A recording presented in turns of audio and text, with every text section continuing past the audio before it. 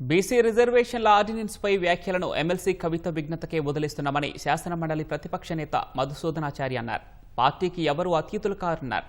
BC రిజర్వేషన్ల కోసం 9వ షెడ్యూల్లో చేర్చడమే పరిష్కారమన్న ఆయన రిజర్వేషన్లకు చట్టబద్ధత ఇవ్వాలన్నది బీఆర్ఎస్ అభిప్రాయమని స్పష్టం చేశారు.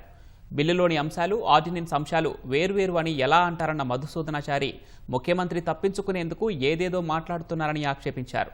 ముఖ్యమంత్రి రేవంత్ రెడ్డిని శ్వేతపత్రాల సామ్రాట్గా మధుసూదనాచారి అభివర్ణించారు.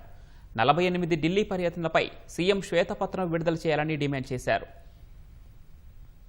మధుసూదనాచారి మాట్లాడేటువంటి మాట ముమ్మాటికి పార్టీ స్టాండ్ అని నేను చెప్తా ఉన్నా.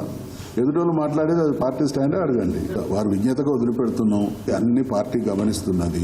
ఎవ్వరు కూడా పార్టీకి అతీతులు కారు. మా పార్టీ స్టాండ్ మాత్రం నేను రిపీటెడ్ గా గతంలో చెప్పినా, ఇప్పుడు చెప్పినా, అవసరమైతే ఇంకెన్నిసార్లు అయినా కూడా చెప్తాం.